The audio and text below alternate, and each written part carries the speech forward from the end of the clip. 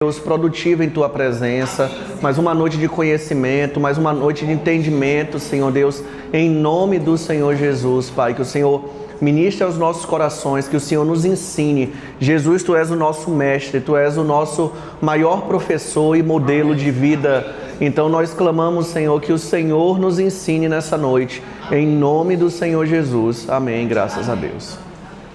Amém, graças e paz. Muitos não vieram, né? Na aula passada a gente contou 10, mas tem mais de 10 que faltaram. A gente vai dar início ao estudo do livro do profeta Ezequiel. Nós finalizamos terça Daniel. Alguma dúvida de Daniel ainda?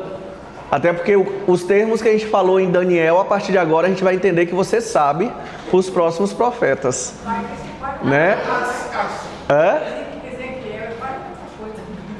De Daniel, né? Não, a partir de agora, esses profetas escatológicos são isso.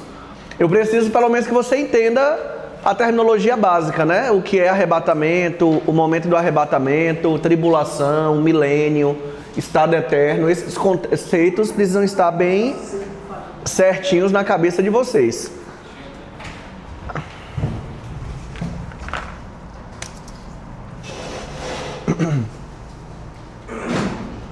Bora lá. Só uma recapitulação básica da 70ª semana, né? Só pra gente ficar entendido. Bora lá. Qual o tempo da tribulação aqui na Terra? Quantos anos são? 7 anos. Pronto. Bora lá. A tribulação começa. O que é que acontece no início da tribulação? Coisas para a tribulação começar. Construção, reconstrução, né, do templo. Um acordo de paz falso, no caso. Templo. Falso acordo de paz.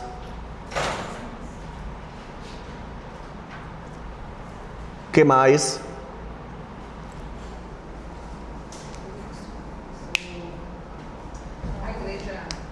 Para o pré-tribulacionismo, a igreja é arrebatada. Igreja arrebatada ou transladada, né?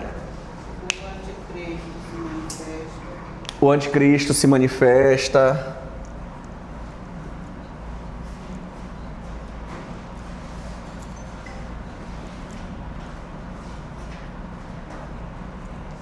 Qual é a origem do anticristo?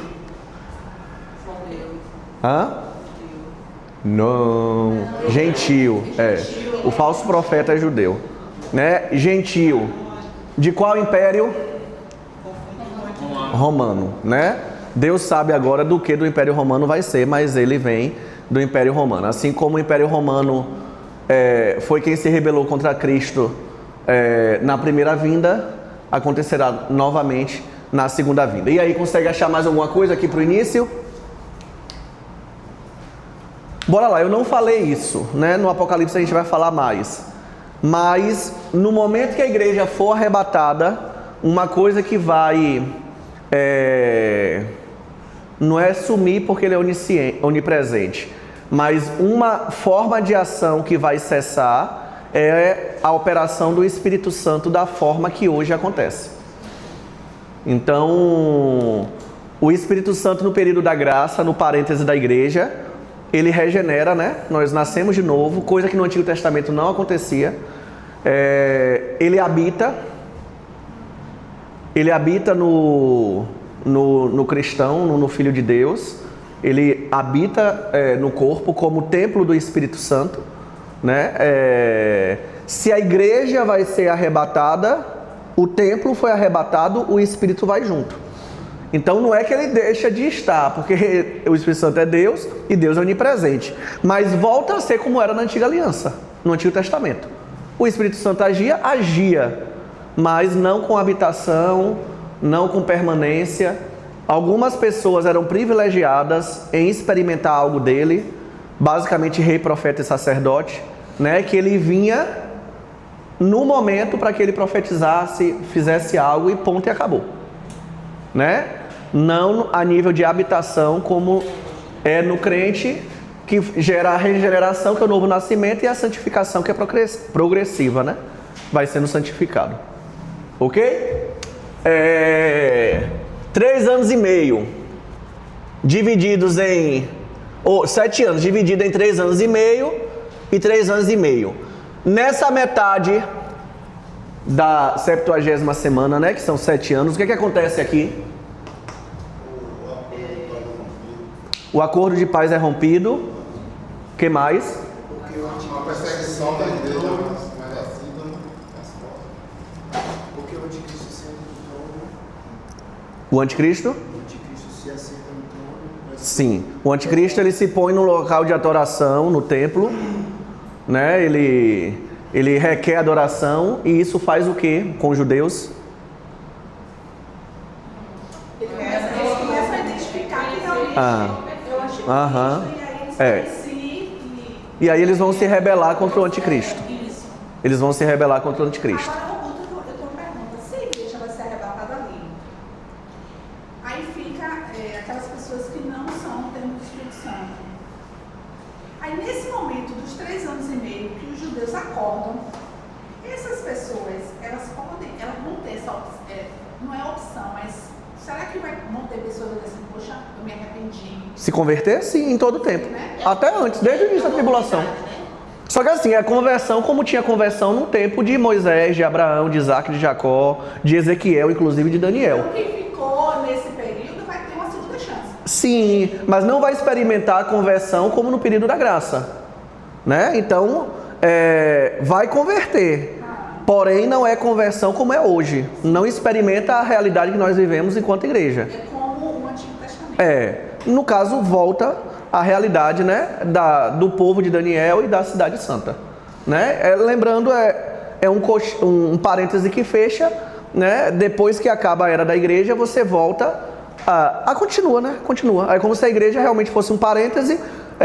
Os judeus estão cegos, então eles não estão vendo nada. E aí, depois que a igreja sobe, volta. Tipo assim, deu um pause no tempo, volta para a nação agora. Mais alguma coisa aqui na metade da semana? Eu acho que vocês... No final tem uma Armagedon, né? E aí no final, finaliza como? Finaliza com o Armagedon, que é a batalha no Vale do Meguido, né? O que é essa batalha?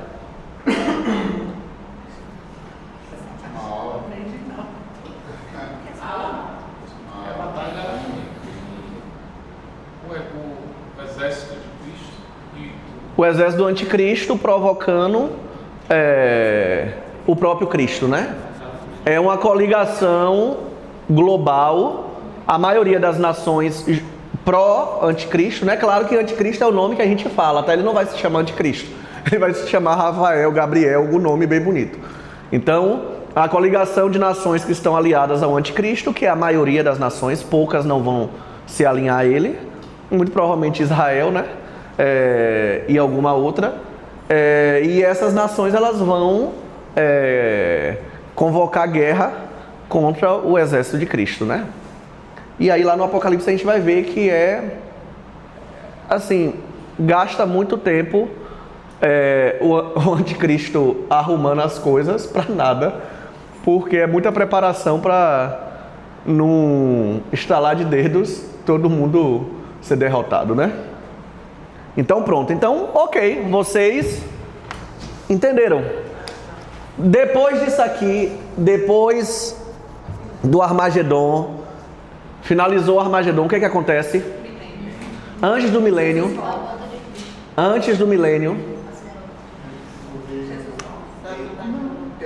sim, Jesus volta. E o que acontece? Antes mesmo até de... Quer dizer, antes mesmo não, Jesus volta. Mas qual é... A batalha do Armagedon acaba com o quê? Algo muito importante. Satanás é aprisionado por 1000 anos. Satanás está aprisionado. Os demônios estão presos também. Só que estão presos para sempre já. Satanás é aprisionado. E começamos o quê? Milênio, né? O que é o milênio?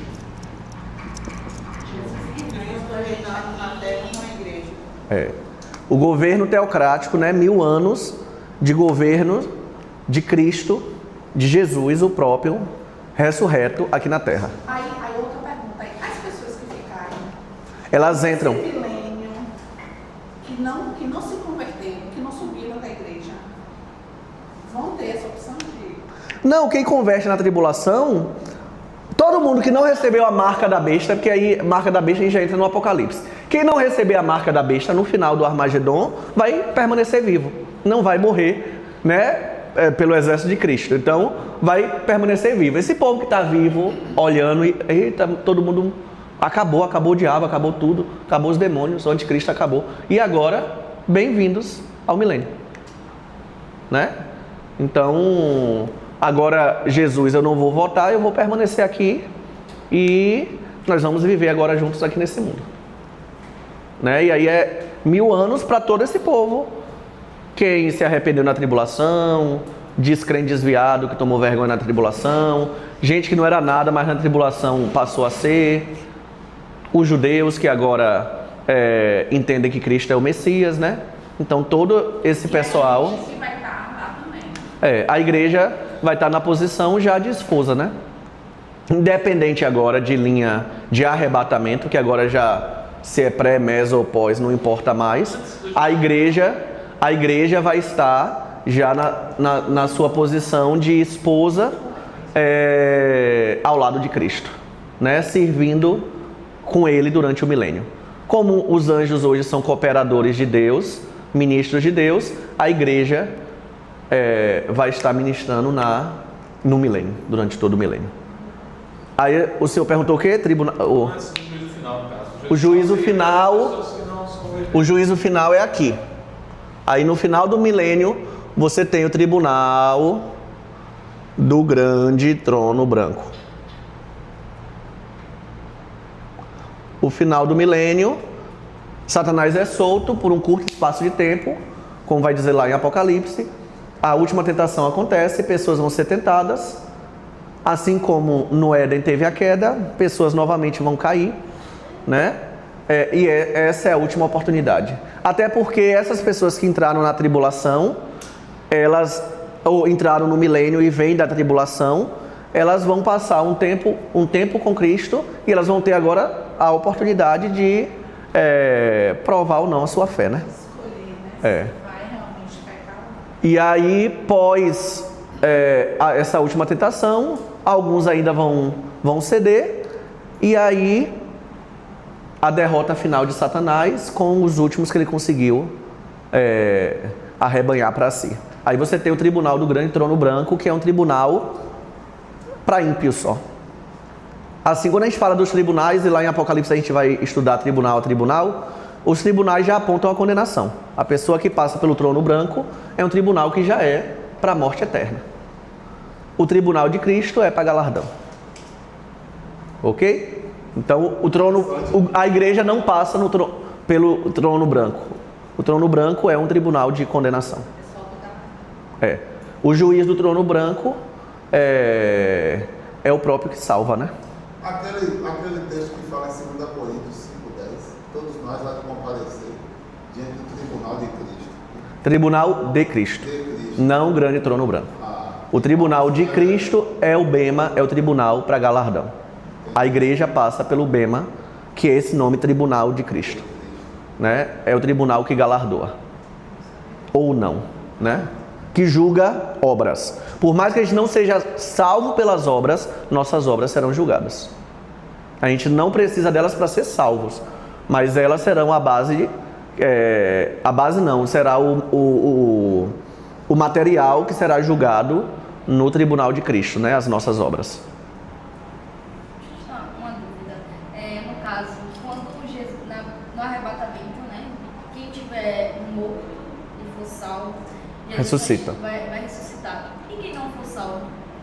Aguarda. Na verdade, Julgamento do trono. a gente tem essa aula bem bonitinha, esquematizada. Pena que é no final não é nem pena, é porque realmente para entender, acaba que à medida que o IBGE vai indo, vocês vão ficando mais claros. Note como hoje vocês conseguem assimilar mais coisas do que antes. De início é muito termo novo, assusta.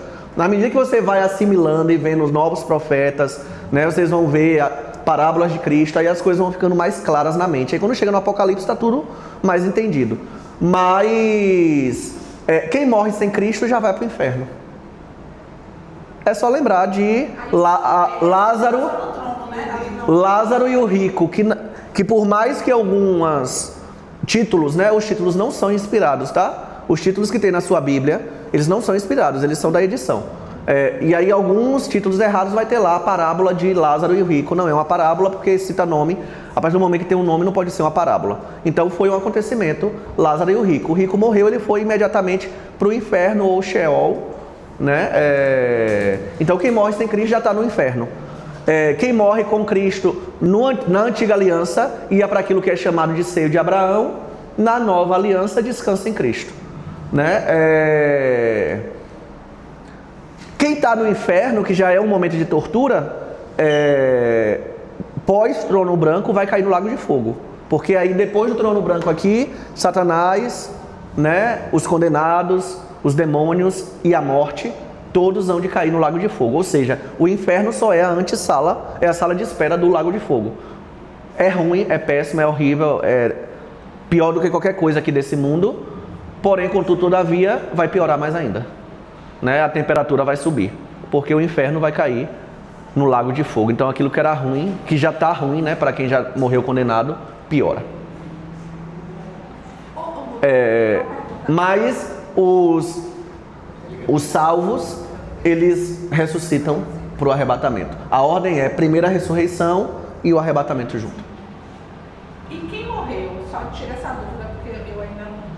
Quem morreu sem Cristo, tá no Senhor, como tá... Quem morreu sem Cristo?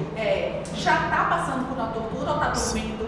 Não, todo mundo que morreu sem uma aliança com Cristo, sem nascer de novo, é condenado.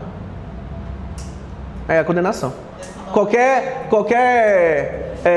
teoria diferente disso é o nível... Não, mas é isso. Por exemplo, uma pessoa que morre sem Cristo, está dormindo? Não, está sofrendo, está no inferno. Já está no inferno. Já, agora, enquanto a gente está falando aqui. Enquanto a gente está falando aqui, a tortura está acontecendo. Vocês não lembram, não? O rico, o que é que o rico fala? O rico, ele pede que toque pelo menos uma gotinha na língua dele, né? E assim, só estava começando a tortura dele, né? Porque ele tinha acabado de morrer, né? Então, é um fogo que nunca, como a palavra de Deus, que arde, que não se apaga. É uma dor que nunca passa. Uma constante sensação de morte. Se as pessoas têm medo de morrer, né? A condenação é chamada de morte eterna. Ou seja, a dor e o sentimento da morte é sentido e experimentado eternamente, a nível de corpo, alma e espírito. Porque tem a dor corpórea, né, dos flagelos, tem a dor da alma, dos sentimentos sendo afetados, e a dor espiritual do afastamento completo de Deus. Lembrando que não é o diabo que rege isso, tá? Aí é inferno de Dante, não é Bíblia. O Senhor do inferno, quem manda no inferno é o próprio Deus. O inferno nada mais é do que a manifestação da ira de Deus. Tem uma linha A linha do sono da alma é dos adventistas. Mas eu conheço bastante sacanagem também de Jeová, sim. Ou, perdão, adventista não, perdão, o Testemunho de Jeová. Que aí é a linha do sono da alma. Mas assim, o sono da alma que eles pregam é para os salvos. Não há descanso de sono para condenado. Faça sua pergunta, nunca tem uma pergunta, né? Diga. Eu queria saber, a pessoa morre, tem a sua oportunidade. Depois de morto, não tem mais oportunidade nenhuma. Acabou. Não tem. As pessoas que ignorantes, a ignorância. Na verdade, é aquilo que eu falei em uma aula, que a gente entende muito bem entendendo isso. Era para todo mundo estar no inferno. Alguns não vão estar. Não é, mas não teve oportunidade. Não teve oportunidade, era para todo mundo ir para o inferno. Alguns não vão. Porque por justiça, todo mundo iria queimar. Por graça, alguns vão ser salvos. Então, assim, ele é bom porque alguns não vão. Embora todo mundo merecesse queimar, alguns não vão. Isso é muita bondade de Deus. Mas é aquela coisa.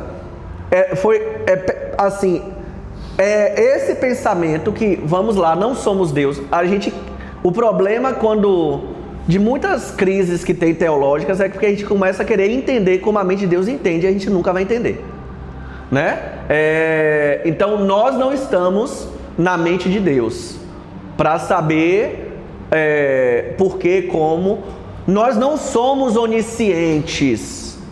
Então outra coisa que é bom ser dita, às vezes a gente entenda isso, que isso vai trazer tranquilidade para a tua vida. Ninguém aqui é Deus, então você não sabe a condenação de ninguém. A gente gosta de achar que se morreu na igreja, porque era crente, está salvo. A palavra de Deus fala que muitos serão surpreendidos. Ou se não fez uma aliança, eu não vi e tal e tudo mais, está condenado. Enquanto que tem um bocado de muçulmano que está convertendo em sonho. Que não tem quem pregue, vocês estão ouvindo isso? E que Jesus está aparecendo em sonho e o povo está convertendo. Então, o nosso problema é querer ter a mente de Deus. É querer saber o que só Deus sabe. Então a gente não tem poder de saber quem tá, né? Você começar a pensar em quem morreu, que você conhece. Ah, esse foi pro céu, glória a Deus. Esse não foi. Quem te disse? Como é que tu sabe? Muita gente que a gente acha que ia, não vai. Vai ter muita surpresa. Então, a gente precisa se tranquilizar sabendo que a gente não é Deus. E o Deus que a gente crê, ele é justo e bom e ponto e acabou. Então, e tranquilizar. E pós-morte, as relações no sentido aqui desse mundo, elas não vão existir. Aqui, ó, casal. Não vai ter mais casal. Não vai ter filho, não vai ter nada. É só Cristo. Os relacionamentos terrenos são terrenos, né? São daqui dessa terra. O que a gente vive aqui nessa terra é temporário, é passageiro. Então, pós a morte, esses vínculos, eles só... Às vezes a gente fica imaginando, quando eu ressuscitar e tiver, eu vou ficar procurando, ou minha irmã, minha mãe, meu cônjuge e tal. Não vai. Já pensou se morresse, ressuscitasse, aquela viúva casou novamente? Sim.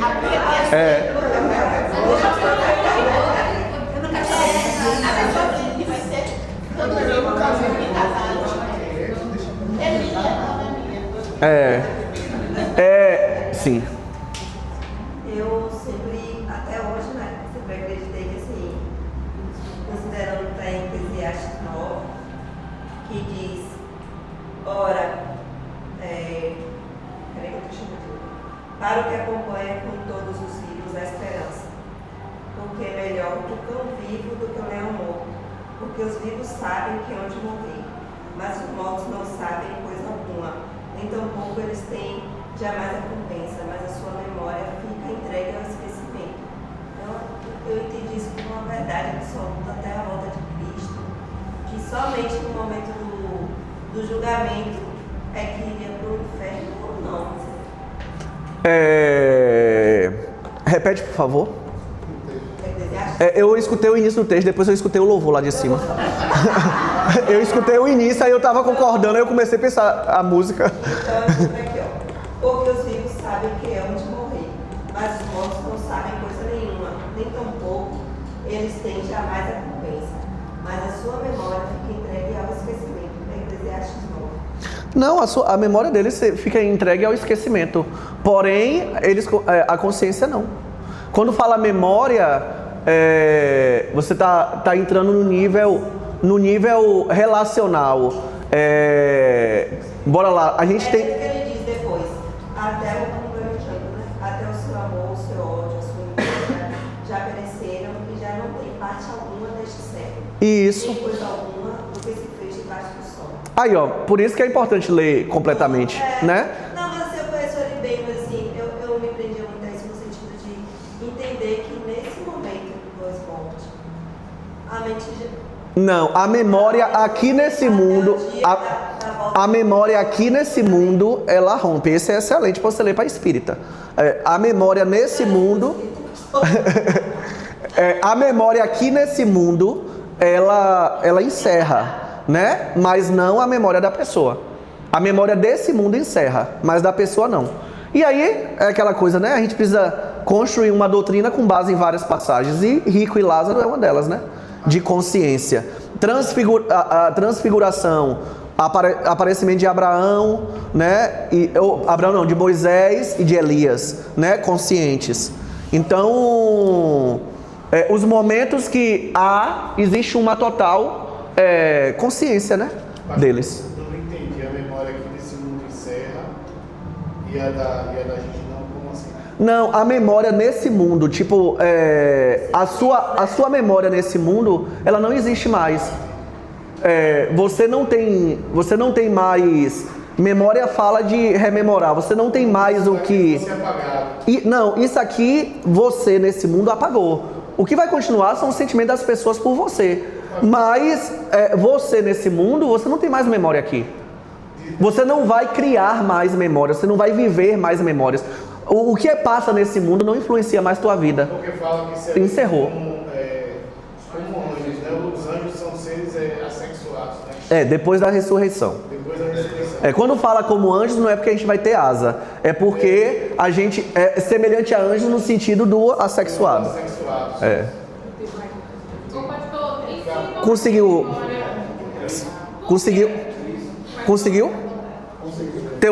Conseguiu entender Eu só estou respondendo aqui que Eclesiastes 9.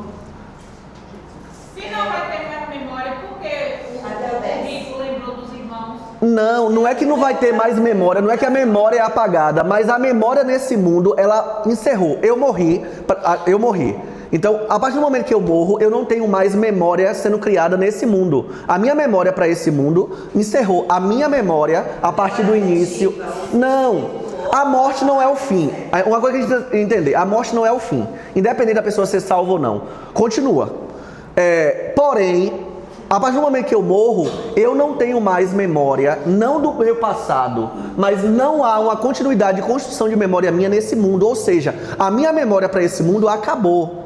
Por quê? Porque o que é memória?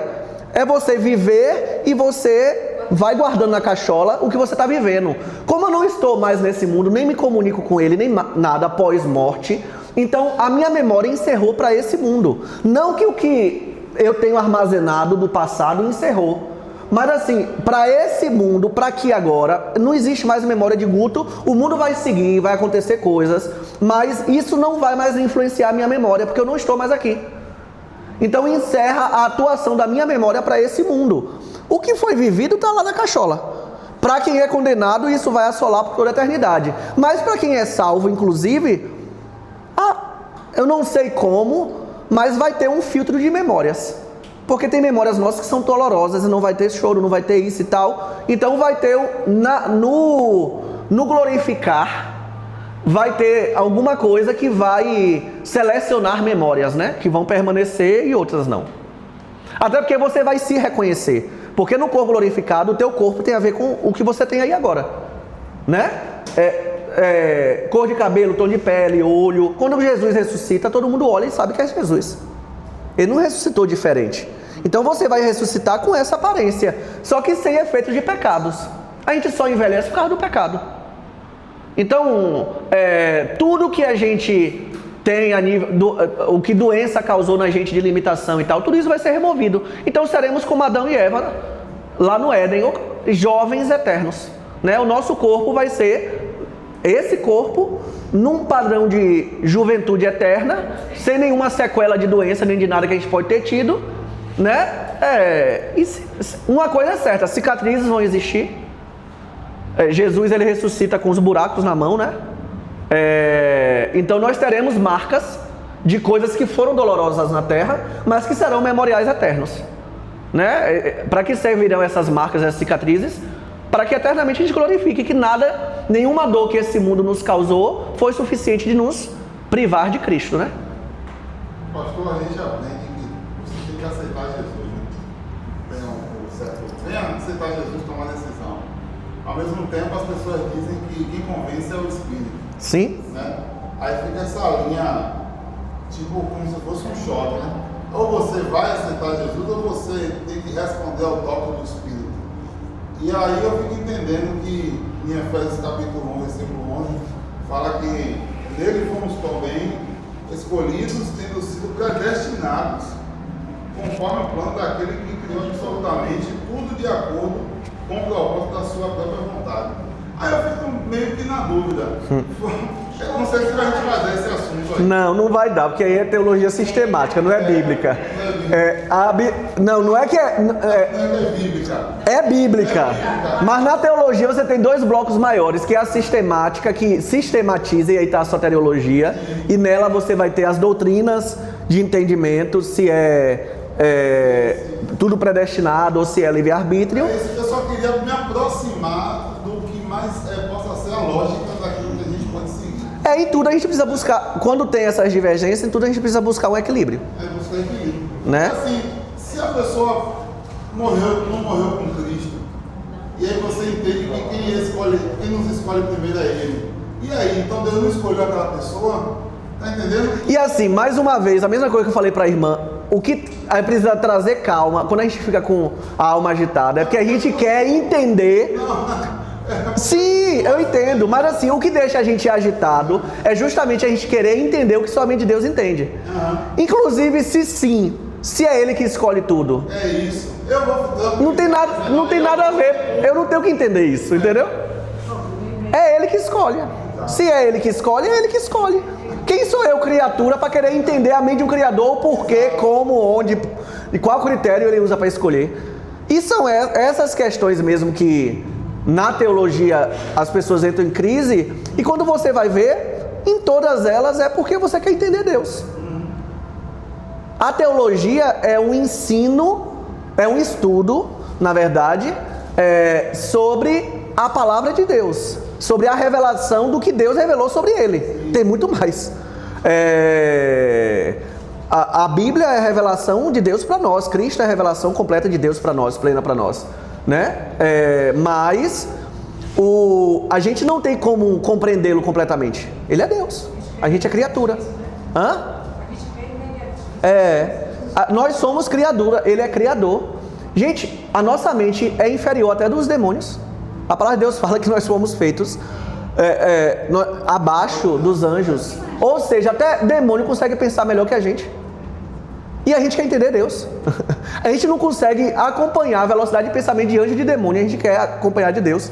Então não dá. Eclesiastes também vai dizer que assim como a gente não acompanha o caminho do vento, nem como é formado os ossos no ventre da mãe, a gente também não consegue acompanhar, né, o agir, a forma de Deus agir, né? Eu só perguntei, pastor, porque eu acredito que o senhor tem mais caminhada, poderia ter um comentário assim que seja pertinente, né? Pronto, um comentário pertinente. E no curso de teologia, quem for fazer teologia, você tem que tomar cuidado. Você é muito levado a ter que abraçar coisas, né? Então, você abraça teorias e você as defende. No seminário, eu vi como fazendo sentido, sob a ótica de leitura que eu utilizei, a lógica calvinista. E assim, eu creio dessa forma. E eu congrego na igreja que não. Só que isso não é problema para mim. Não é problema algum, porque, mais uma vez eu digo, não sou eu que sei o certo ou errado, e não é isso que define o meu nível relacional com os meus irmãos, com a igreja, nem minha vida prática com Deus. Então, o problema quando você se depara com teorias é que você abraça ela e elas ficam meio que sectárias. Então, quem não acredita, como eu acredito, não, eu vou para outro lugar, eu vou para outra igreja. Era para eu estar o quê? Numa presbiteriana, então. Se fosse por essa lógica, era para eu estar numa presbiteriana, né? Numa metodista, em algum lugar assim. Mas não, eu estou aqui na Batista Central. Mas assim, porque eu entendo que isso, para mim, não, na minha prática de vida, isso não me influencia. É a forma que eu enxergo as coisas. Eu enxergo sob essa ótica, né? E isso, minha mente assimila bem dessa forma. Tudo que eu leio é com base nisso. Me tranquiliza em um bocado de coisa, porque eu jogo tudo para Deus, né? Mas demorou também para eu chegar nesse equilíbrio, porque inicialmente é Calvino e o resto é tudo herege. Eu acredito que tem familiares aqui que desejam que eles estejam aqui aprendendo. E com isso a gente fica pensando, pô, será que Jesus vai escolher eles? Será que eles vão responder o toque? Mas aí é esse o problema. Será que Deus vai escolher? Quem somos nós para saber se Ele vai escolher? O nosso papel que Ele nos manda é pregar e ponto. Então, o que eu preciso aprender na doutrina da salvação, de prática, se eu quero que os outros sejam salvos, é pregar. Por quê? Porque eu não sei quem vai ser. Isso, Independente se eu sou arminiano ou calvinista, eu não sei quem. Eu não sei, então eu tenho que obedecer. Obedecer como? Pregando. Então o que eu preciso fazer? Pregar a palavra e acabou. E é Deus que faz. Aí, independente se é predestinado ao livre-arbítrio, todo mundo crê numa coisa. É Deus que faz. Se não nascer da água do Espírito, se não nascer dele, não adianta. Não adianta. A conversão, ela é gerada por ele. Isso aí, independente de ter... Isso aí é condição sine qua non para todo mundo. Então, é Deus que faz o novo nascimento. Quem opera é o Espírito Santo, via a palavra de Deus. Né? Então, a pessoa precisa ouvir. A palavra precisa chegar ao ouvido. Agora, o que vai acontecer com essa palavra? E também, pastor, aí não entra mais no meu cacife. A gente tem a responsabilidade de orar pela nossa família, porque se a gente pensar desse jeito, eu vou deixar meus parentes lá, vou ver... Sim. Meus parentes lá, aí você não é inteligente. Sim. Tudo que pedir em meu nome, eu farei.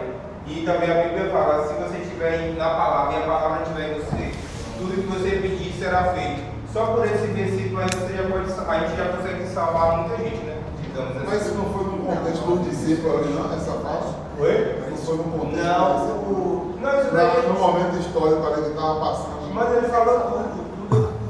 Não, assim, o que nós precisamos fazer é pregar. E ponto. A gente não sabe o que acontece. A pessoa pode dizer que converteu e não ser verdade, ser só emocional. A pessoa pode ser alcançada inconscientemente no leito de morte. Existem N questões. A gente tem que tomar cuidado com o nosso complexo de querer ser Deus. Deus só tem um, a gente não é Deus.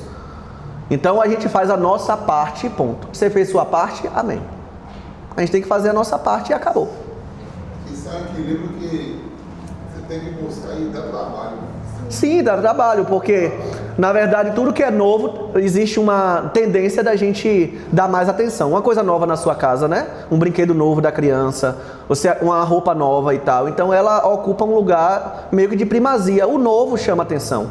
Então um conhecimento novo, você fica assim, maravilhado. E aí é tomar cuidado com a tentação e não querer abraçar como se fosse a Bíblia, aquilo ali, né? E então são linhas interpretativas. Ok? Vamos lá? Ezequiel?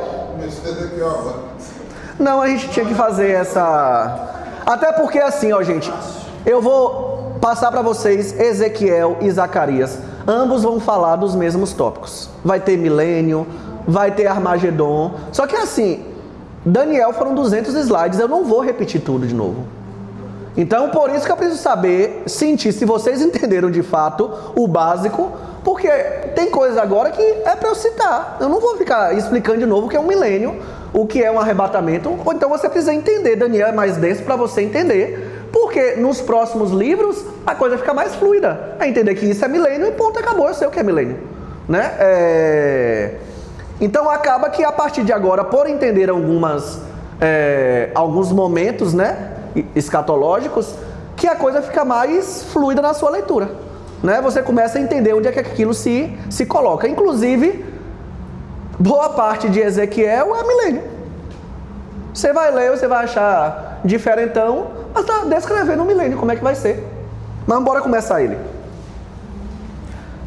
Então, leiam Ezequiel, tá? Vai ter um feriadão aí, se debrucem no profeta Ezequiel.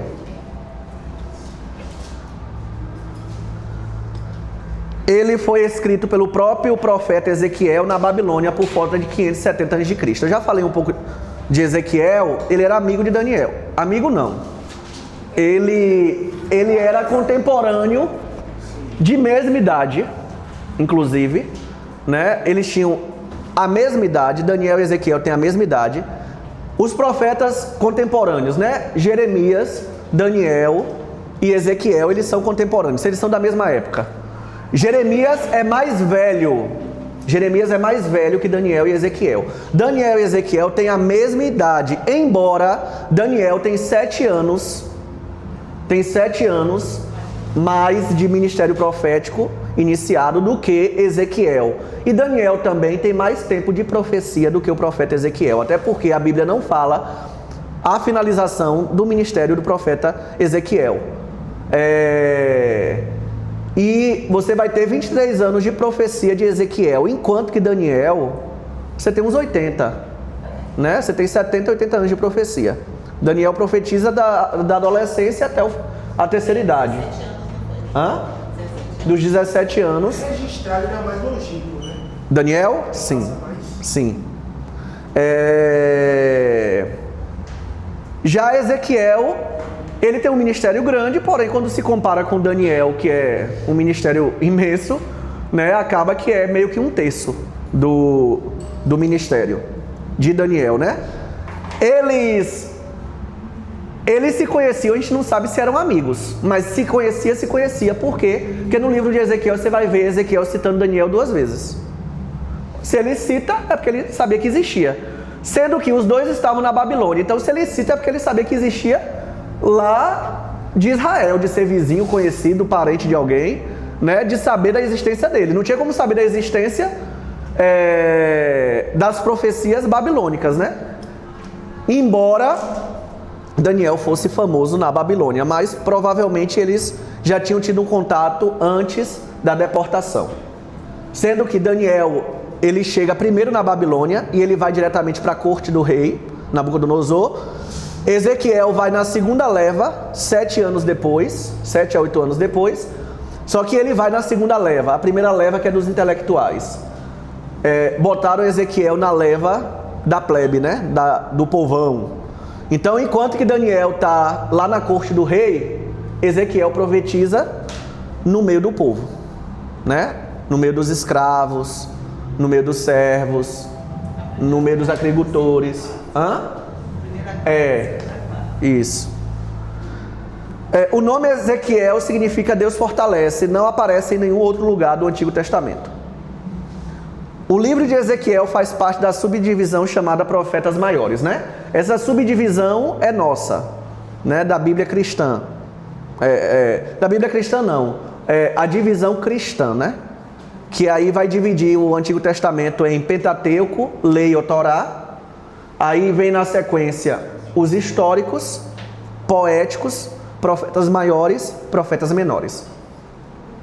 Profetas maiores são 5. Vocês já viram Isaías, Jeremias, Daniel. Viram Lamentações também, né? Não? Sim. É porque Lamentações é de Jeremias. E o último agora, Ezequiel. Vocês estão fechando agora os profetas maiores e vão entrar nos menores. Zacarias, na verdade eu encerro semana que vem Ezequiel. Aí dá uma pausa de uma semana, que eu acho que vocês vão ver Amós. E aí eu volto com Zacarias. Zacarias já é profeta menor. Maior ou menor não é porque um era grandão e outro pequeno, não é porque um é mais importante do que o outro. É por tamanho da profecia, quantidade de escrita. É porque o livro é pequeno mesmo e o outro é grande. Só isso. Não é por importância, nada do tipo. Ok? Outra coisa, acabou que eu não falei ainda aqui, mas é sobre Bíblia. Mas tenha-se sempre em mente que, eu já falei, não tinha título. A Bíblia, o original, não tem título, não tem capítulo, não tem versículo. Então essa divisão também de versículo e capítulo é algo novo. A Bíblia era uma leitura direta, né? Então a Bíblia não, os livros, os rolos de cada livro bíblico eram diretos, não tinha versículo ou capítulo. Essa foi uma divisão depois para facilitar o encontrar das passagens, né? Mas era um por todo. Eu tava tomando um susto, que eu vi um negócio aqui peludo aqui em mim. E eu não tava querendo transparecer, eu toda hora. A semelhança de Jeremias, profeta em Jerusalém. Porque Jeremias ele profetiza lá em Jerusalém, né? Antes das coisas acontecerem, embora ele vê as coisas acontecerem, né? Daí as lamentações. E as várias vezes que ele se quebranta é porque, ao contrário de um Isaías da vida que profetizou e morreu e não viu, Jeremias profetizou e viu, né? Então, Jeremias teve tempo de vida para profetizar, ouviu o povo dizendo que o que ele estava falando era falso, que ele era um falso profeta, e teve tempo de vida para ver o povo que falou que ele era um falso profeta, vendo que tudo que ele falou era verdade, né? A semelhança de Jeremias, profeta em Jerusalém, Ezequiel também era sacerdote, filho de Buzi. Ezequiel, ele é de família sacerdotal. Porém, o sacerdote ele só começava a exercer o seu sacerdócio aos 30 anos. 30 anos era a idade que o sacerdote começava a exercer o seu ofício sacerdotal. Ezequiel era sacerdote, né? Jeremias também é sacerdote. Só que quando, bora lá, Daniel foi para a Babilônia com quantos anos? Eu disse para vocês que Ezequiel só foi 7 anos antes. Então ele foi para a Babilônia com quantos anos? Depois. Ele foi para a Babilônia em torno dos 25 anos, 24, 25 anos. Ou seja, ele foi para a Babilônia e por mais que ele fosse de família sacerdotal, ele estivesse sendo preparado para isso, mas ele não teve a graça de exercer o sacerdócio lá em Jerusalém. Ele não exerceu o sacerdócio. Quando ele completa 30 anos, e o interessante é isso, quando ele completa 30 anos, Deus o visita na Babilônia. O ano que ele deveria começar o seu sacerdócio ali no templo é o ano que Deus visita ele na Babilônia e ele começa o seu ministério profético. Ou seja, independente de onde você está, Deus ele não é limitado pela geografia, né? Não importa o local que você está, Deus ele não é limitado. Ele passou 25 anos em Jerusalém, estava se preparando para o trabalho sacerdotal do templo, que começava aos 30. Interessante também que o ministério de Jesus também começa com 30 anos, né? Quando foi levado prisioneiro para a Babilônia em 597 a.C.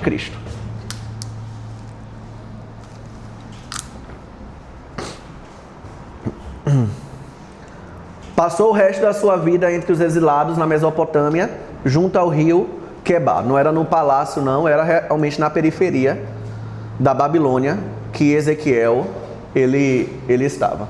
Eu falei com vocês, o ministério de Jesus também começou com 30 anos. E na antiga aliança, quem recebia, né, incumbências, visitações do Espírito Santo, a nível macro era rei, profetas e sacerdotes, né? E em Jesus nós temos os três. Há até 2, mas não há 3, um humano que seja ao mesmo tempo rei, profeta e sacerdote, a não ser o Messias Jesus. Ele profetizou por 22 anos. O tempo de profecia escrita, né? Que nós temos aqui escrito. Quando chegou na Babilônia, Daniel já estava lá e conquistou uma posição importante de honra junto ao rei. Daniel e Ezequiel tinham a mesma idade, contemporâneos de Jeremias, porém mais jovens. Isso aí tudo eu já falei.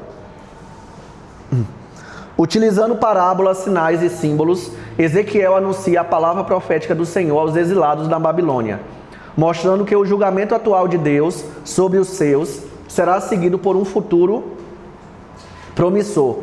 Embora no presente sejam como ossos secos, os judeus hão de receber vida da parte do Senhor e seu futuro será glorioso, né? Uma das passagens mais conhecidas de Ezequiel, o vale de ossos secos, era a situação que a nação se encontrava, né? Era um bando de servos ali servindo na Babilônia, sem força política, sem força militar alguma, sem perspectiva nenhuma de libertação, mas a palavra que foi lançada é que assim como aqueles ossos tornaram a viver, né, o Senhor também faria tornar a viver, né, a nação de Israel. Ezequiel era um homem de amplo conhecimento, não somente das tradições de sua nação, mas também de assuntos internacionais e históricos. Mais um aí, como Daniel, que Deus usou tanto Daniel como Ezequiel, que são profetas que têm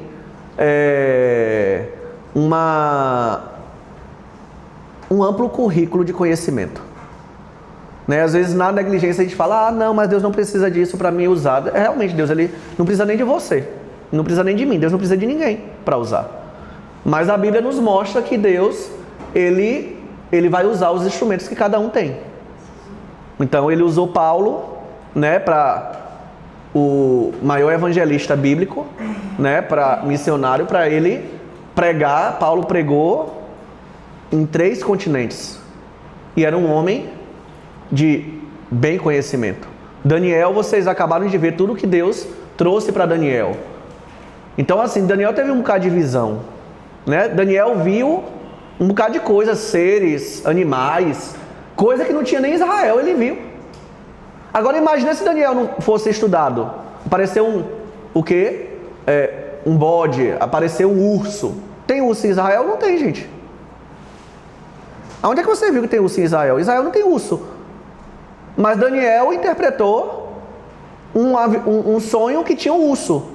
Se Daniel não tivesse estudado como ele era, a palavra de Deus logo no início de Daniel fala que ele era destro no conhecimento, nas ciências, que ele se destacava. Aí Nabucodonosor sonhei com um urso. O que é isso? Ele sabia o que era um urso, né? Então, realmente em alguns lugares do mundo, você não tem acesso a tanta informação como aqui, e Deus vai usar. Se Deus precisar te usar para algo que realmente você não teve acesso, Ele vai te usar independente do que você sabe, mas você também não pode ser negligente a ponto de achar, já que Deus faz dessa forma, então eu vou ficar aqui desorganizadamente esperando que Deus use, e Deus vai usar a pessoa do lado. Às vezes até com menos tempo de conversão do que você, mas mais interessado do que você. Nós temos uma dúvida breve, já que foi falado assim. Porque eu não concordo com a ideia de que Deus capacita os escolhidos. Isso tem um embasamento bíblico para dizer que Deus capacita os escolhidos. Eu entendo que a gente, enquanto a depender da... A gente tem que se preparar. Sim. Não é que tipo, eu estou aqui e não vou fazer nada, o que Deus quiser fazer comigo, vai me dar o conhecimento para eu fazer. Tem embasamento bíblico para dizer. Assim, essa passagem não é bíblica. Isso que você falou não é bíblico, né? Aí é Matusalém 3:4. Não é um livro bíblico, não é. Eu estou criando aqui também o livro, tá? Não existe. Não existe isso na Bíblia. Então, se não existe na Bíblia, não existe contexto bíblico também para isso. Tanto é que você foi para um ponto, e o que você falou, se você olhar esse texto pelo ponto que você falou, você está correto.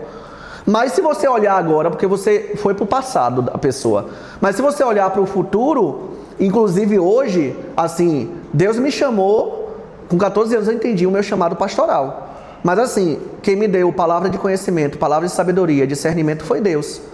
Quem me oportunizou os estudos, tudo foi Deus. Na verdade, inclusive, o intelecto para você poder aprender é de Deus. Então, olhando por esse lado, tá certo. Agora, se você olhar pelo lado que você olhou, se for uma pessoa preguiçosa, olhar isso e falar, então, aí não é. Embora eu acredite que quem falou isso é no sentido mais de que, a partir do momento que você entende aquilo ali, você vai ser capacitado, que é Deus que capacita para tudo, no final das contas, né? Diz para onde você, para a direção que você vai remar o barco. Você vai remar. E para a direção de remar o barco.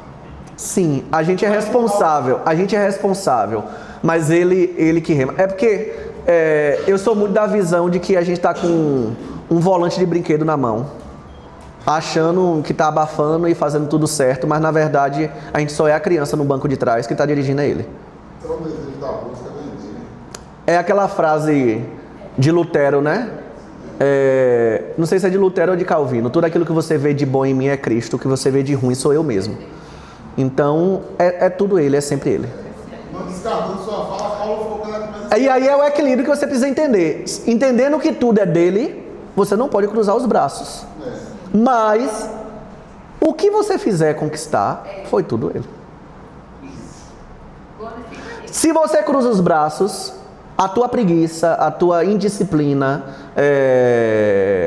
a tua ruim mordomia com o tempo que Deus te deu, todo ruim, que é o teu cruzar o braço e não se mexer, é tu mesmo. Mas tudo que acontecer de bom, foi ele. Foi ele. Então tudo de errado que der, foi a gente. Agora tudo de certo, foi ele. Ok? Inclusive você levantar da sua casa, está aqui hoje, foi ele. E toda a glória tem que ser dada a ele. E é aí que é mais um calcanhar de Aquiles da cristandade, porque a gente gosta de trazer uma glorinha pra gente. A gente busca uma coisinha pra gente dizer, né? A gente gosta, né? A gente tem que tomar cuidado com os pagares dos preços, né? Coisas assim que a gente quer ter um pouquinho, a gente quer dizer que cooperou um pouco, né? Ainda que você cooperou, entenda que você cooperar Não é você, é Ele cooperando em você, né? Bota essa frase aí, pagar preço, né? Quem somos nós? Uma coisa que até hoje eu não entendi, orgulho é pecado na Bíblia. E a gente usa isso, as pessoas se orgulham uma das outras, né? As pessoas, eu estou orgulhoso de você, né? Eu ainda não entendi o orgulho. E isso é uma coisa que eu falo, eu não era nem pastor e o povo ainda continua. Na minha ordenação pastoral, o povo passou uma vergonha comigo, porque eu falo sempre, orgulho é pecado, né? E aí os meninos da minha sala fizeram para mim uma plaquinha que ficaram com vergonha de me dar. E na plaquinha estava, estamos orgulhosos. E eu tinha falado justamente isso também na minha ordenação pastoral, né? E aí as bênçãos para me perturbar, né? Querer levar o pecado da ira, fizeram isso. Mas assim, a gente não tem o que se orgulhar de nada. Na verdade, a Bíblia fala, a única coisa que nós precisamos nos orgulhar é em Cristo.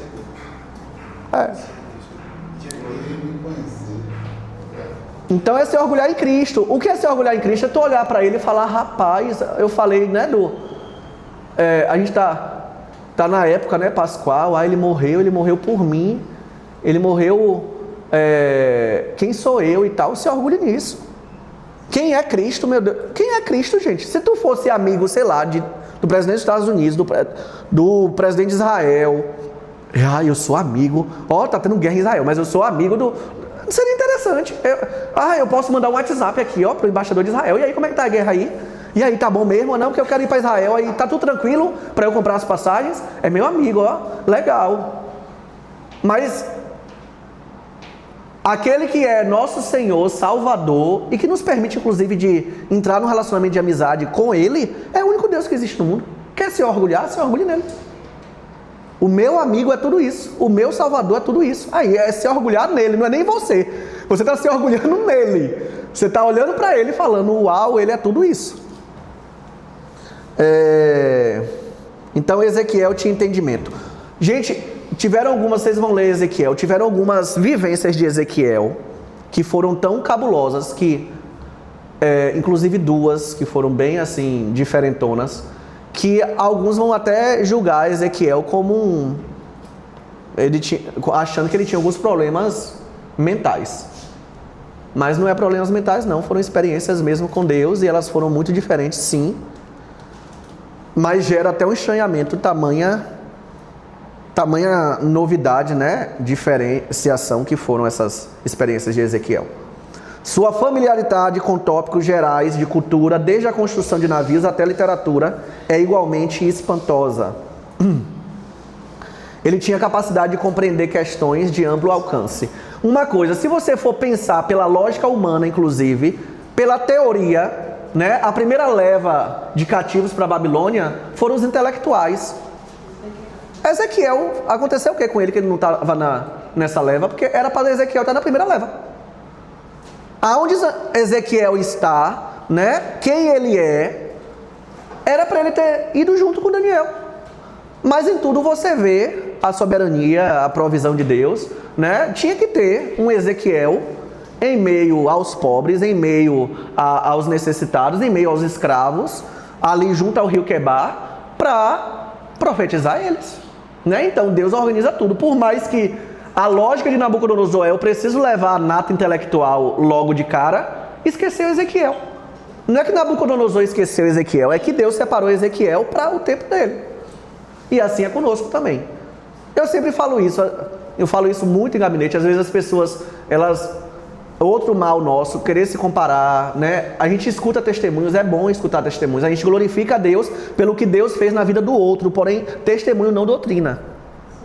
Você leu aí que Ananias, Misael e Azarias, eles foram para a fornalha de fogo, eles não se queimaram. Ok, o resto tudo, depois dele foi queimado. Não teve mais uma história na história cristã de alguém caiu lá e não foi queimado. Pelo menos registrado não, que eu saiba não. Inclusive da igreja primitiva o povo era queimado. A igreja de Esmirna, perseguida, a forma de tortura que era bem utilizada com os cristãos de Esmirna era o touro lá, esqueci o nome dele. É um touro de metal que botava a pessoa dentro e cozinhava ela viva. Botava fogo naquele touro de bronze e a pessoa, ela era morta ali, viva. Ela desintegrava ali, era cozinhada nela própria. Inclusive a pessoa não morria, não era por causa do fogo não. Ela morria, a causa morte da pessoa era asfixia. Por quê? Porque a pele queimando, acabava que a fumaça era o que matava a pessoa. Então, não tem relato de um que foi salvo lá, que abriu o touro e a pessoa falou, oi, tô aqui.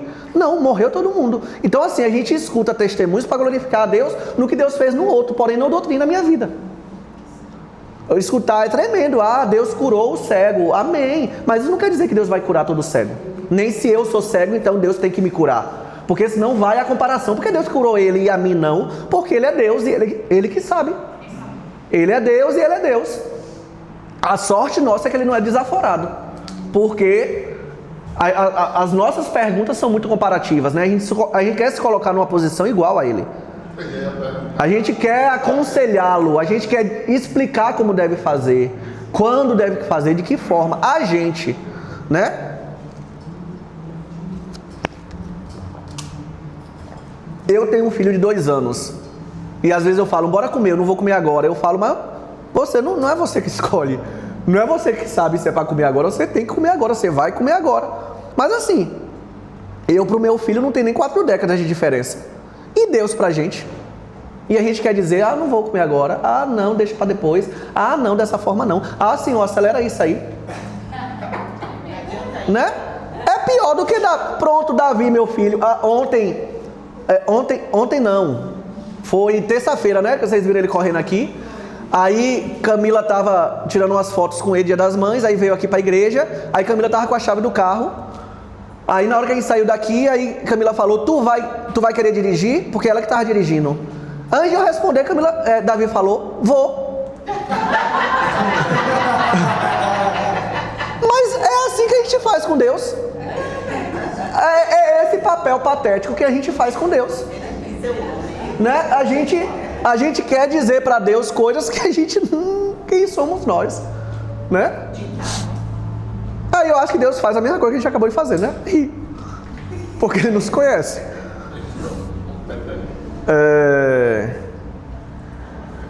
Tinha capacidade de compreender questões de amplo alcance. Tinha conhecimento de Daniel. Não sabemos se mantinha relações próximas. Alguém abre aí em Ezequiel 14:20 e depois 28:13, por favor. Pela minha vida, palavra soberana do Senhor, fez com que Noé, Daniel e Jó estivessem nela, que eles não poderiam livrar seus filhos e suas filhas, por sua justiça, só poderiam livrar a si mesmos. Ok, ele cita Daniel, né? 28:3. Se cita porque sabe que existe. Lembrando que não tinha para ele o livro do profeta Daniel. Jó ele leu por causa de pergaminho, mas Daniel não tinha. Daniel estava vivendo ainda. Eis que mais sabe, eis que Daniel, não há segredo algum que se possa esconder de ti. Você é mais sábio que Daniel? Não haverá segredo que seja oculto a você? Ok. Qual é a época? A gente já falou, bora só dar mais algumas informações. Jeoaquim, ele perseguiu os profetas. Jeoaquim, rei de Israel, né? Final lá do reinado de Israel. Jeoaquim perseguiu os profetas, degradou a vida espiritual da nação, demonstrando ser um tirano fantoche. Só que assim, Jeoaquim perseguiu os profetas, não atentou nem obedeceu à lei do Senhor, e ainda assim ele achou que ele ia conseguir alguma coisa. Claro, tinha um bocado de falso profeta dizendo para Jeoaquim que ele era rei de Israel, de Judá, então que Deus iria proteger, porque o Senhor dos Exércitos é o Deus de Israel, então não tem o que temer, vamos lembrar das vitórias de Davi e tudo mais, aquele blá blá blá todo. Jeoaquim se enganou na sua própria vaidade e no acreditar que por Deus ser o Deus de Israel, iria defender Israel, independente de como Israel tivesse, não sabendo que Deus já tinha cortado, né? Pelo menos tirado a sua mão de proteção de Israel naquele momento. Aí Jeoaquim vai pedir ajuda ao Egito, se alinhar ao Egito, achando que alinhado ao Egito eles iriam vencer Nabucodonosor. Caiu foi os dois. Para Nabucodonosor foi bom, que aí foi 2 de uma vez só. E ele se rebelou contra Nabucodonosor e acabou que foi molestado pelos estados vizinhos. Morreu em desgraça antes da invasão punitiva de Nabucodonosor chegar a Judá. Lá em Jeremias 22:19. Ezequiel descreveu a desobediência de Israel ao concerto, divididos em 3 títulos. Primeiro, violação como prostituição. Estão entendendo? Aqui Ezequiel ele vai descrever a desobediência de Israel de 3 formas: como prostituição, como idolatria ou apostasia, né, que é afastamento da fé, ou quebra da lei. Né? Então a desobediência de Israel era tanto prostituição, como idolatria, como quebra da lei. Disse que desde o começo da história nacional o povo fora caracterizado pela infidelidade ao Senhor. Então isso não é uma coisa de agora, é uma coisa que Ezequiel vai denunciar, é de sempre. Né? Desde quando a nação tem rei, que a nação ela tem vivido esses ciclos de apostasia. Na verdade, a gente viu Juízes, desde a época dos Juízes é assim. Na verdade, desde o Éden está sendo assim. Mas ele está falando aqui a nível nacional, né? E nação foi a partir do momento de governo mesmo. Né? Então, desde quando Israel se estruturou nacionalmente, com as conquistas de Davi e de Salomão, que, assim, teve Davi e Salomão, mas depois foi... um pior que o outro, vez ou outra aparecia um Joás da vida, um Ezequias da vida, que fazia uma reforma religiosa, mas depois o povo voltava a lamber seu próprio vômito, né? E aí ele vai denunciar que a nação ela tem sido infiel ao Senhor há muito tempo e Deus estava agindo com paciência e graça com a nação. Esboço do livro. Esse livro, assim como Daniel e Apocalipse, em termos literários, pertence ao gênero de escritos escatológicos. Vocês já sabem essa palavra, o que significa, né? Escatologia é o quê? Então, são livros que falam das últimas coisas. Dividimos-lo em 4 sessões. Capítulo 1 a 3, são 3 capítulos para falar do chamado de Ezequiel. 4 a 24, sobre o julgamento de Judá. E do 25 ao 32, o julgamento das nações gentias, que ele vai trazer 7 nações, né? Que é Amon, Moabe, Edom, Filístia, Tiro, Sidom e o Egito.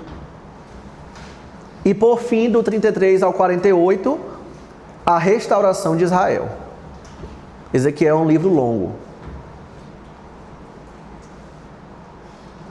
A gente vai ver lá mais na frente, nas próximas aulas, essa restauração de Israel, por mais que inicialmente a profecia dele apontasse para que o povo iria voltar para a terra, mas a maior parte desses capítulos ele está falando do milênio.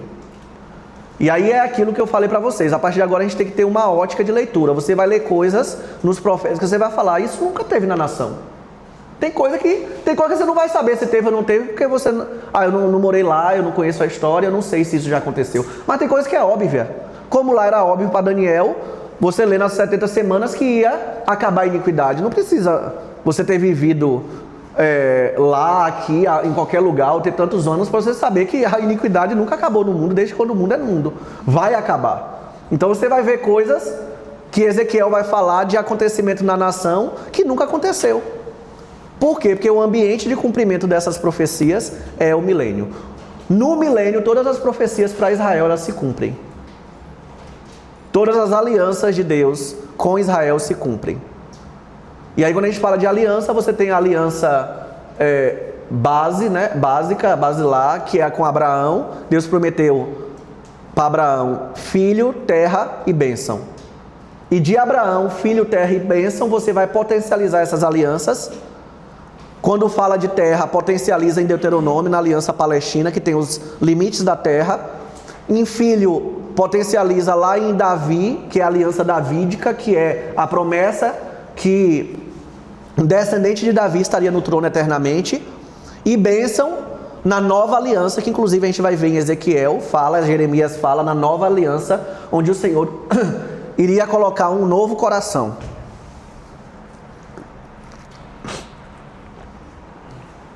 Onde a lei não estaria mais escrita na pedra, mas sim no coração de carne.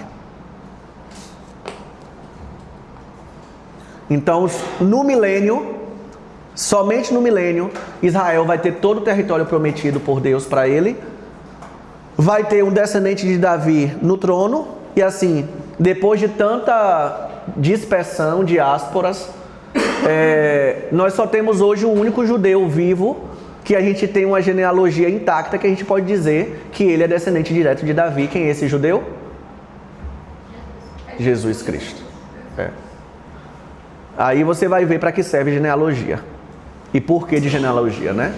Então, o descendente vivo de Davi, que nós temos com genealogia intacta, hoje, depois de Babilônia e tantas outras coisas, é somente Jesus Cristo. E a nova aliança, né? Porque haverá regeneração, conversão da nação por inteiro. Uma conversão nacional. Ok até aí? Nabucodonosor levou cativos os judeus de Jerusalém para a Babilônia em 3 etapas. Isso aí é revisão, viu, gente? Se vocês não gravarem essas 3 etapas, a gente já falou isso em Esdras, em Neemias, em Daniel e agora em Ezequiel. 605 foi a primeira leva. Jovens judeus escolhidos foram deportados para a Babilônia, que são os intelectuais, né? Daniel e seus 3 amigos estavam nessa leva. A segunda, 597, 10.000 cativos foram levados à Babilônia, e nessa leva estava o rei agora Joaquim, não confunda com Jeoaquim, é Joaquim, a família real e Ezequiel entre eles. E em 586, as forças de Nabucodonosor destruíram totalmente a cidade e o templo, e a maioria dos sobreviventes foram transportadas, a maioria foi transportada para a Babilônia. O ministério profético de Ezequiel ocorreu durante a hora mais tenebrosa da história do Antigo Testamento. Os 7 anos que precederam a destruição, em 586, quando morre a sua esposa. Você vai ver, Ezequiel era casado e a esposa dele morre. A esposa dele morre e Deus vai falar para ele não derramar uma lágrima. Que não era para ele viver o luto da esposa. Porque Daniel e outros profetas, vocês vão ver alguns profetas que eles vão ter que encarnar a mensagem. A vida deles vai ser a mensagem, em alguns pontos. Né? Você conhece outro profeta que viveu isso? Quem foi que teve que casar com a prostituta? Oséias casou com a prostituta para entender o que Deus sentia da nação, né? E Ezequiel não viveu o luto da sua esposa, para que a nação entendesse que da mesma forma que ele perdeu a mulher e não pôde viver o luto, a nação iria ser destruída, o templo iria ser destruído e eles iam ficar tristes, mas eles não iam ter nem tempo, nem oportunidade para eles cultivarem essa tristeza deles. Eles não iam poder nem derramar lágrimas por conta do templo destruído, porque isso não seria nem permitido para eles na Babilônia. É coisa, viu? Abram lá em Ezequiel 24 e alguém lê aí do 15 ao 18.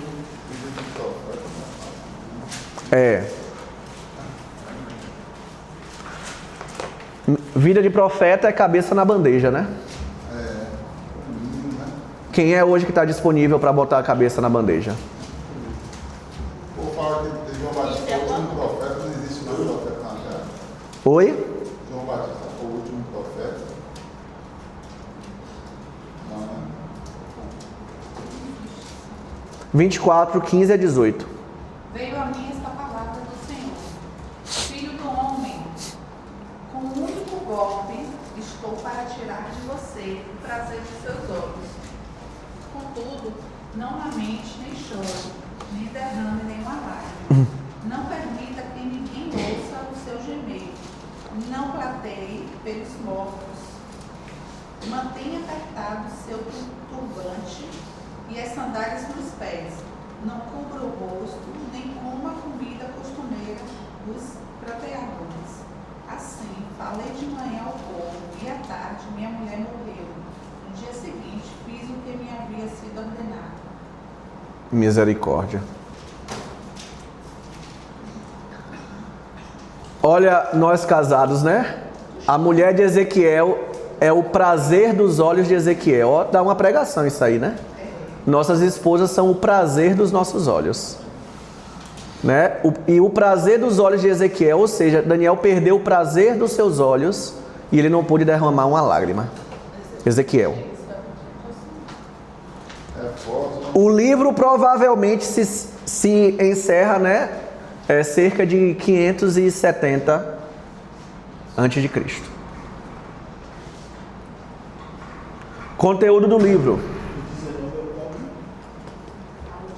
Como? O versículo que a gente leu? 24, do 15 ao 18.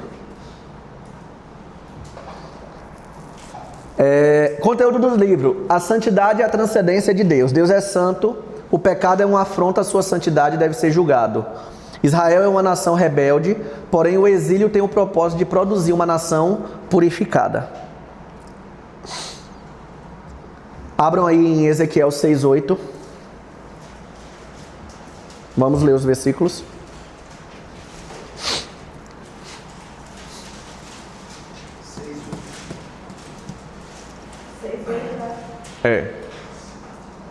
Mas deixarei o resto, para que haja alguns que escapem da espada das nações, quando fordes espalhados pelo céu. 9:8.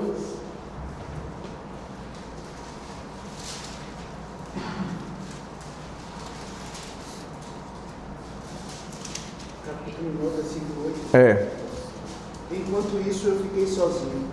Então prostrei-me com o rosto em terra, clamando: Ah, soberano Senhor, vais destruir todo o remanescente de Israel, lançando a tua ira sobre Jerusalém? 11, do 12 ao 13. E vocês saberão que eu sou o Senhor, pois vocês não agiram segundo os meus decretos, nem obedeceram às minhas leis, mas se Obrigado. conformaram Aqui tá bom. aos padrões Pode ficar das com isso. nações Obrigado. ao seu redor. Ora, enquanto eu estava profetizando, Pelates, filho de Benaim, morreu. Então prostrei-me com o manto com o rosto em terra e clamei em alta voz: Ah, soberano Senhor, destruirás totalmente o remanescente de Israel? E para finalizar, o versículo 16, de 12 aí, capítulo 12.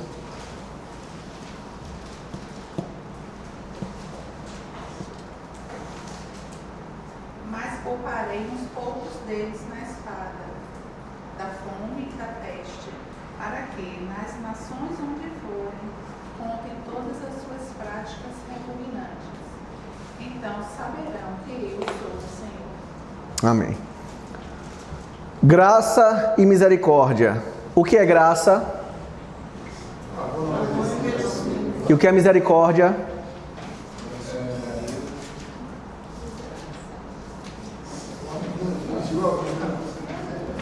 Misericórdia é a junção de duas palavras: miséria e cardia.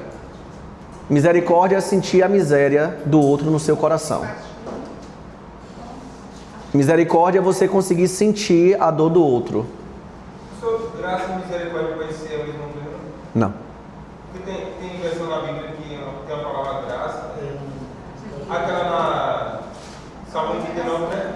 Tem uma versão aqui na Bíblia que está misericórdia e tem outra que está graça. Mas aí a gente não pode ir pelo português, a gente tem que ver fazer um léxico para saber no hebraico qual é a palavra que está ali.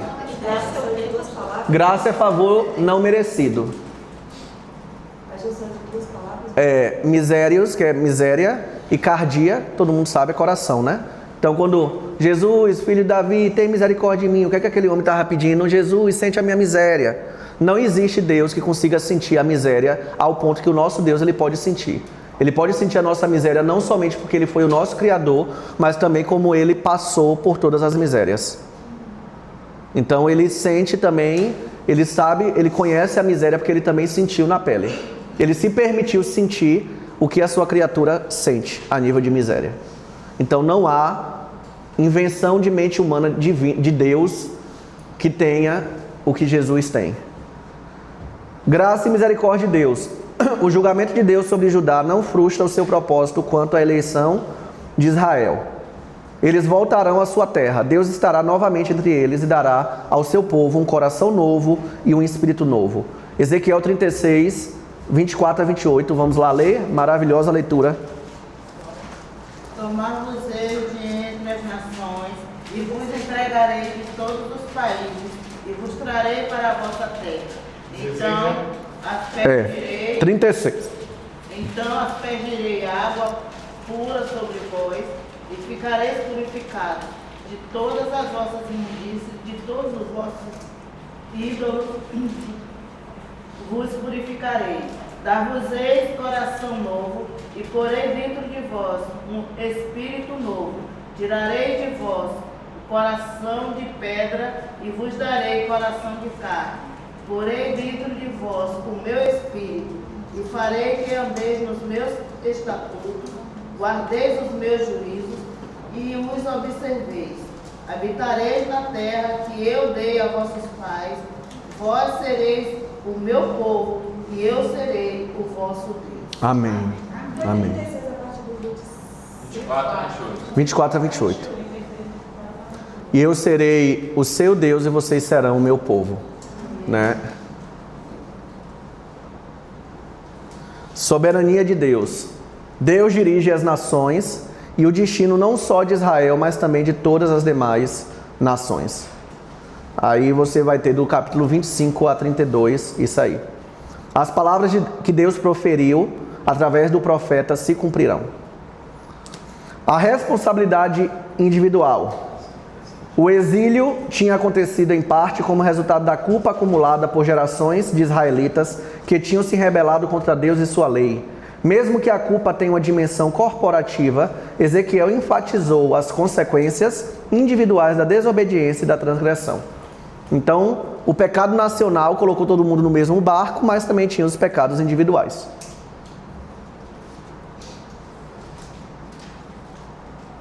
Deus onipresente. Uma concepção revolucionária para a época, porque, eu falei isso também em Daniel, a ideia, enquanto o povo estava na nação, é que era como se Deus fosse só o Deus de Israel, né? Ele é a divindade nacional, como cada nação tinha a sua divindade, a nossa divindade nacional é Jeová, e ele é o mais poderoso de todos. E aí quando vai para o exílio, esse pensamento ele acaba sendo quebrado, porque Deus não é o Deus que opera só no território geográfico de Israel. Deus é o Deus de toda a terra. Independente do lugar, Ele é Deus e Ele opera e Ele não é refém de ambiente nenhum. Isso era difícil de ser entendido na época, tá?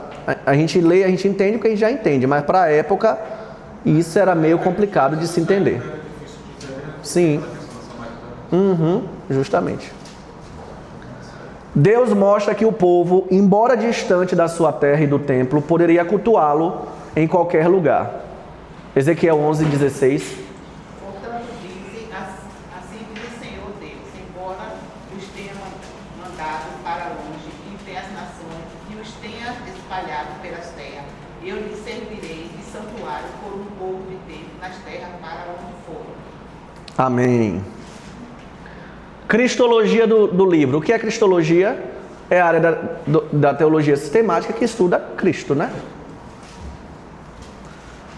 No capítulo 37, nós vemos uma passagem messiânica, pois foi o Senhor Jesus quem veio trazer vida aos que estavam mortos em seus delitos e pecados, que é Ezequiel 37, o vale de ossos secos, né? Então, aponta para Cristo, porque é Cristo que dá vida àquele que está morto. Um dia nós também deixaremos nosso exílio e estaremos na pátria que Jesus preparou para nós. Lá João capítulo 14, Cristo ele vai dizer que é necessário que ele vá, porque ele vai preparar um lugar, e quando ele preparar esse lugar, ele vai voltar para nos buscar. De Heloísa, né? Filipenses capítulo 3, versículo 20 e 22, quem pode ler aí? A nossa cidadania, porém, está nos céus, de onde esperamos ansiosamente o Salvador, o Senhor Jesus Cristo. Pelo poder que o capacita a colocar todas as coisas debaixo do seu domínio, ele transformará os nossos corpos humilhados, tornando-os semelhantes ao seu corpo glorioso. Aleluia! Glória a Deus. Tremendo, né? Tremendo. Aleluia. Obrigado, Senhor. Tem misericórdia de nós.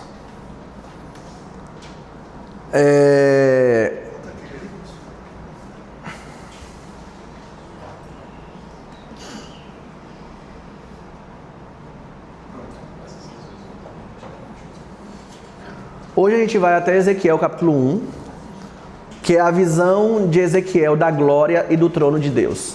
Em Ezequiel capítulo 1, alguém aqui nunca leu Ezequiel capítulo 1? Ezequiel capítulo 1, e quem leu vai reler em casa, e agora vai ficar mais claro que eu vou passar um vídeo para vocês. Mas Ezequiel capítulo 1 é uma visão que Ezequiel tem do trono de Deus. Em Apocalipse você vai ter uma visão parecida, né? A de Ezequiel é mais detalhada. Mas em Apocalipse você vai ver novamente esse trono aparecendo, e ele é semelhante ao de Daniel, só que Daniel dá mais detalhes a respeito do trono. Ou seja, Deus ele está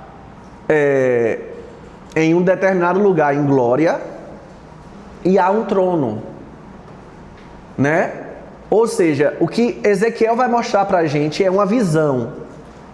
É como se descortinassem para nós uma visão da sala de comando do universo. Ele vai conseguir enxergar a sala de comando de todas as coisas. O trono de Deus e Deus no seu trono, e de lá que todas as ordens elas saem e são obedecidas. É isso que Daniel vai ver. Então, ou seja, Ezequiel. É isso que Ezequiel vai ver. Daí a gente precisa ver quão preciosas são as informações detalhadas que ele nos traz a respeito do trono de Deus. Eu vou passar para vocês um vídeo. Esse vídeo é até do YouTube, depois você joga lá para os colegas de vocês, os irmãos que não vieram hoje. Dá para dizer que é uma mesma visão que Isaías teve? Sim, elas se completam. Porque Isaías também vê o trono, né? É uma visão no ambiente de trono. Alguém ia falar alguma coisa?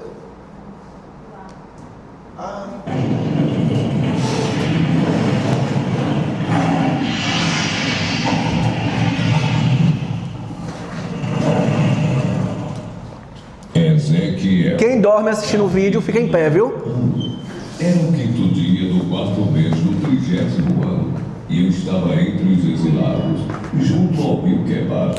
Abriram-se os céus, e eu tive visões de Deus. Foi no 5º ano do exílio do rei Joaquim, no 5º dia do 4º mês.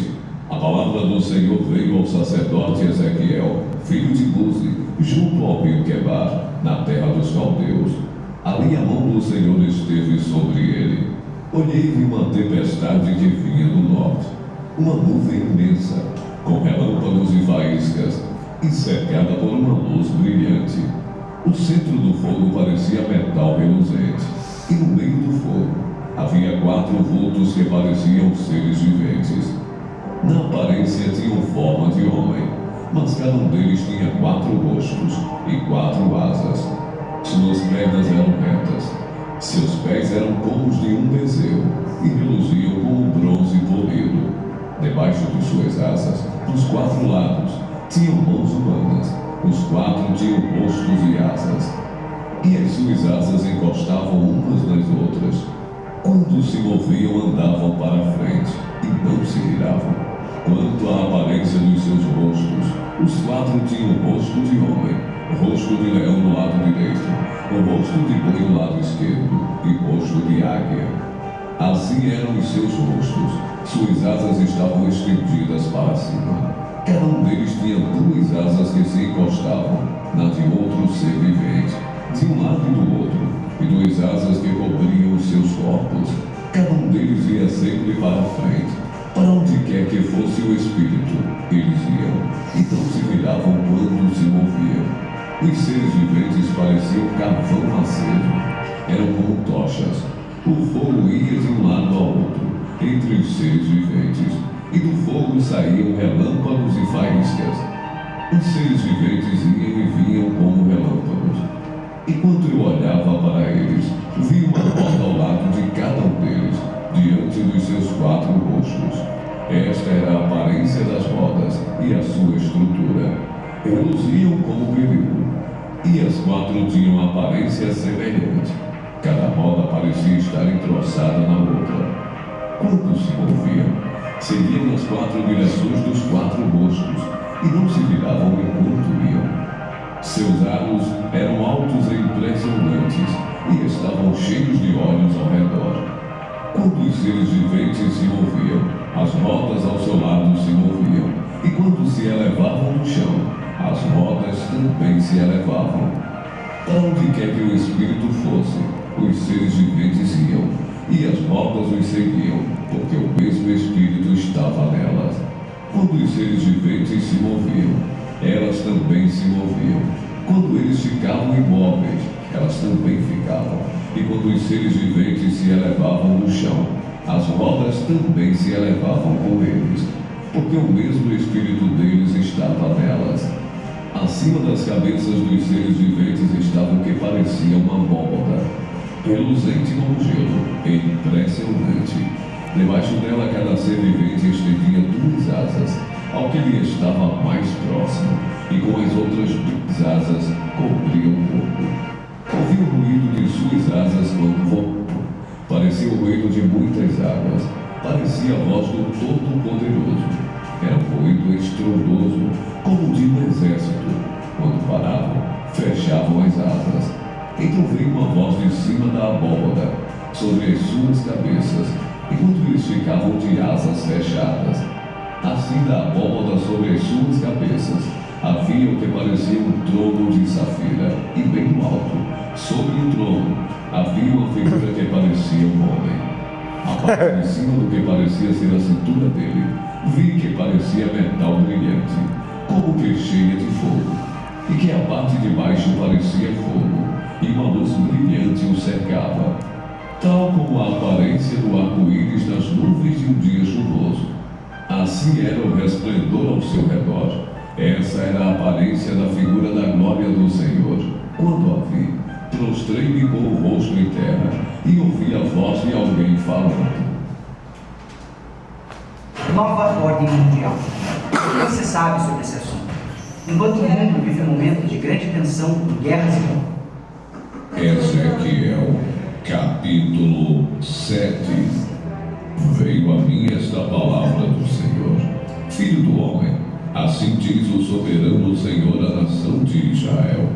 Chegou o fim. O fim chegou aos 4 cantos da terra de Israel.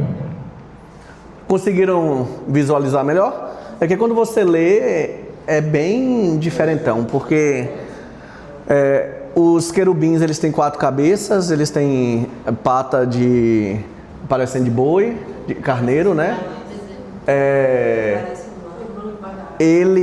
As asas têm mãos, eles só voam para frente.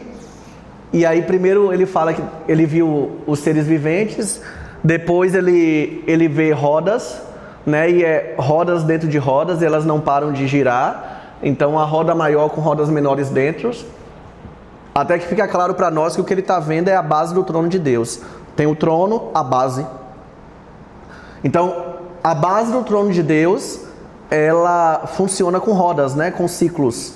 O trono de Deus, ele se movimenta com ciclos, e a palavra de Deus fala que quem fazia com que isso se movimentasse era o Espírito. Ou seja, quem movimenta o trono de Deus a base do trono de Deus, a movimentação é o Espírito Santo, né? Então o trono, ele se movimenta. O trono de Deus não é um trono estático, é um trono dinâmico que se move. Ou seja, o trono de Deus não está parado, ele está em movimento. Isso é o que Daniel deixa claro de início já pra gente, é que Deus não tem um trono que fica parado no universo, em algum lugar.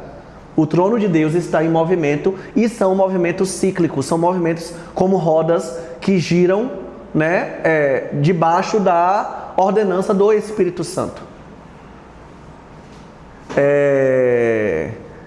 O Espírito, então, ele movimenta o trono de Deus. O Espírito movimenta a base do trono de Deus. Para onde será que o trono de Deus ele está sendo movimentado? Aonde será que o trono de Deus ele está? A direção onde o trono de Deus está movimentando-se é para chegar aonde? Apocalipse 22, 17. O Espírito move. A gente viu aqui, você vai ler em casa e você vai ver, né, que o Espírito é quem movimentava, os movimentos eram baseados no Espírito. E em Apocalipse 22, 17 vai dizer que o Espírito e a noiva fazem o quê? Dizem o quê? Vem. Ou seja, as duas, vamos dizer, instituições que movimentam o trono de Deus é o Espírito Santo e a igreja. E quando o Espírito Santo e a igreja chegar, no tema da nossa igreja hoje, esse ano, né, em unidade, quando a igreja for para ela ser uma, ela vai ter que ter unidade com o Espírito Santo. Quando houver uma unidade de clamor, de Maranata, da igreja e do Espírito, o comando é vem, é chamando. Ou seja, se o Espírito movimenta o trono de Deus e o Espírito ele chama vem, o trono de Deus é como se ele estivesse descendo. O trono de Deus ele está em movimentação até a hora que o que é o clamor de Maranata vai se tornar realidade e vai pousar. Aí seria no milênio? Sobre aqui. Aí seria no milênio. Ainda não, aí no estado eterno. É porque no milênio ainda você tem uma Jerusalém terrena. Depois de tudo, no estado eterno que aí agora é a Jerusalém celestial, que está lá no Apocalipse. A Jerusalém celestial, ela vai pousar sobre essa terra, né? E aí não é mais a Jerusalém física que nós temos hoje, mas é a cidade perfeita, né? O quadrado perfeito das ruas de ouro e tudo mais e tal que o Senhor tem reservado para nós. Então, o trono de Deus ele é cíclico, ele está em movimento e esse movimento vai colidir com essa terra uma hora. Quer uma boa notícia? Você tem 2 olhos dados por Deus e você vai ver isso acontecer. Nós podemos não ver o trono hoje se movimentando, mas o mesmo trono que Ezequiel viu e que você está lendo na Bíblia, todas as suas dúvidas vão sanadas, porque os seus olhinhos vão conseguir ver isso sendo concretizado. Amém? Amém. Vamos orar? Vamos terminar mais cedo para a gente não adiantar muito. E hoje é pré-feriado e muitos irmãos não estão, para não ficarem tão desatualizados. No YouTube você coloca lá Ezequiel capítulo 1. Já botou no grupo. Pronto. Joga lá no grupo para o povo ver. Ezequiel. Vamos orar. Esse Daniel aqui que é eficiente.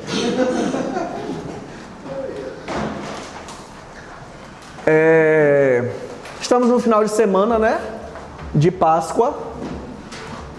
E a gente não pode esquecer, inclusive muitos aqui vão ter a oportunidade de estar com pessoas, parentes, descrentes. A nossa Páscoa é uma celebração de ressurreição, tá? A Igreja Católica, ela revive um luto da morte de Cristo que não existe, mas nós celebramos a ressurreição, né? A ressurreição de Cristo aponta para nossa futura ressurreição. Cristo ressurreto, ele é o primeiro de uma nova espécie que vai povoar todo mundo.